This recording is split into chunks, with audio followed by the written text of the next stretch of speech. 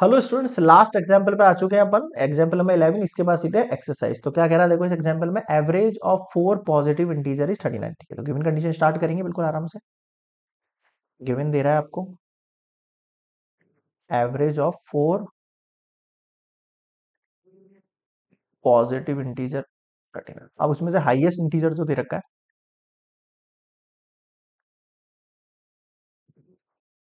वो 73 है, and lowest integer 19। अब देखो क्वेश्चन में एक हेल्प दे रखी है आपको, जब आप सॉल्यूशन निकालोगे तो इसमें फाइंड द रिमेनिंग इंटीजर पूछ रहा है, दो इंटीजर और पूछ रहा है, तो दोनों इंटीजर इस 19 से बड़े होंगे ये पक्की है, और 73 से छोटे होंगे ये पक्का है, क्योंकि इसने हाईएस्ट लोवेस्ट मेंशन कर दिया पहले से। ठीक है, अब बोल रहा है difference between the remaining two integer दे रखा है 18। मेरी बात ध्यान से समझना आप।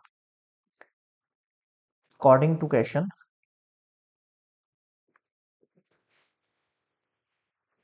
वन कहाँ था वो, ठीक है हाँ, one integer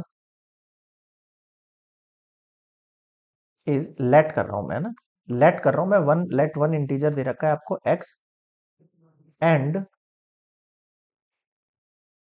other integer is, अब अदर इंटीजर क्या होगा, 18 प्लस एक्स होगा। अब आपको सर 18 प्लस एक्स कहां से आ गया, भाई देखो डिफरेंस दे रखा है दोनों इंटीजर का 18, यानी कि ऐसी वैल्यू लिखो कि जब दोनों को माइनस करने पर 18 बचे, तो आप देखो 18 प्लस एक्स, उसमें से माइनस एक्स करोगे, एक्स एक्स कटेगा, क्या बचा आपके पास, 18 बचा, बचा नहीं बचा। ठीक है सर, ये वाली बात समझ में आ गई सबको, ओके सर। यानी कि अगर यहाँ पे मैं 18 माइनस एक्स ले लेता तो क्या होता, इन जब माइनस करोगे तो एक्स एक्स प्लस हो जाएगा। समझ रहे हो मेरी बात, फील आ रहा है कुछ, है ना? और आप इसको एक तरीके से और कर सकते हो, एक वैल्यू एक्स मान लो, एक वैल्यू वाई मान लो, दोनों का डिफरेंस बोल रहा है, तो X minus Y equals to 18 कर लो, एक इक्वेशन बनेगी, एक्स इक्वल्स टू वाई को उधर भेजेंगे अपन, 18 प्लस वाई। ये मैं तरीका ले रहा हूँ क्लास 10th का, सब्स्टिट्यूशन मेथड में बनाते थे अपन इस तरीके से इक्वेशन, अगर याद हो तो, आपको रिकॉल हो थर्ड फोर्थ चैप्टर्स में ना, वो वाला तरीका यूज बनाने की कोशिश कर रहा हूँ। अब इस x को आप रिप्लेस कर दोगे 18 प्लस वाई से, इस वाले सॉरी इस वाले x को, है ना, 18 प्लस वाई से, और ये वैल्यू y रह जाएगी, तो ये दोनों वैल्यू आप आगे पुट कर सकते हो। ठीक है, और बाकी ये वाला तरीका तो स्मार्ट है ही है, शॉर्टली स्वीटली। चलिए, दोनों तरीके समझ में आगे होंगे आई होप, और मैंने ये थोड़ा सा स्पीडी काम करने के लिए किया है ये वाला मेथड। चलिए आगे बढ़े। अब क्या बोल रहा है, फाइंड द रिमेनिंग इंटीजर निकालने हैं आपको। ठीक है, और एवरेज वाला गिवन है, फॉर्मूला आपको पता ही है, एवरेज का फॉर्मूला क्या होता है, सम ऑफ ऑल डिजिट्स या वैल्यूज, एक ही बात है, अपॉन नंबर ऑफ डिजिट्स या वैल्यूज। एवरेज कितना दिया था हमें, 39 दिया था, सम ऑफ ऑल वैल्यूज यानी एक 73 है, एक 19 है, एक एक्स है, और एक 18 प्लस एक्स है।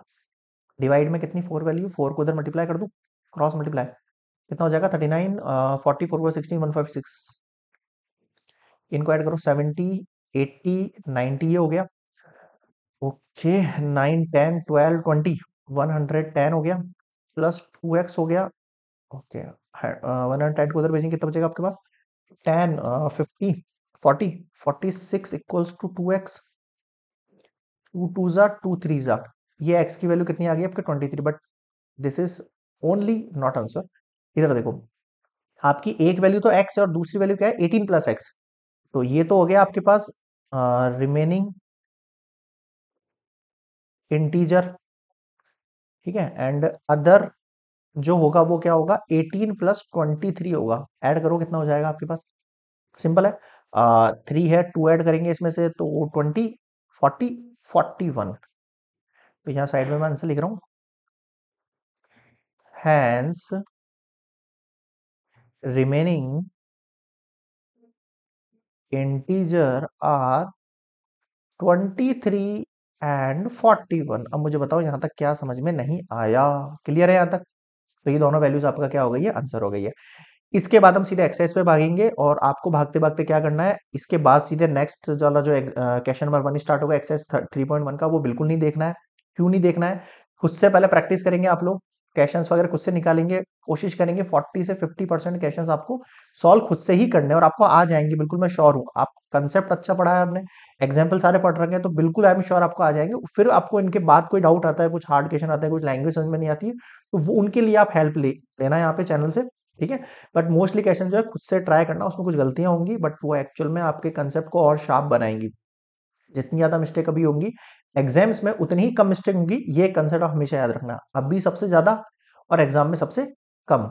इस कंसेप्ट को लेके चलोगे तो बेटर मार्क्स जो है गेन करोगे एग्जाम में। और अनलेस आप अगर इसी तरीके से कंटिन्यू अगर आप लेक्चर देखते जाओगे, सारी एक्सरसाइज भी देख लोगे यहीं बैठ के, तो मेरा तो बेनिफिट हो जाएगा, मुझे जो चाहिए वो मिल जाएगा, लेकिन आपका बेनिफिट नहीं होगा, है ना। मेरा बेनिफिट एक्चुअल के अंदर आपका बेनिफिट है, वो मेरा बेनिफिट है, ना कि ये कि मैं आपको ज्यादा ज्यादा लेक्चर यहाँ पे मेरे वॉच टाइम बढ़ाऊं और इससे मेरा कुछ बेनिफिट है, ऐसा कुछ बेनिफिट नहीं है। मेरा बेनिफिट किस चीज के अंदर है, आपको जो है कंसेप्चुअली आपका जो है एकदम बेस्ट होना चाहिए और आपके मार्क्स गेन होने चाहिए, बस ये मेरा एक्चुअल में बेनिफिट है।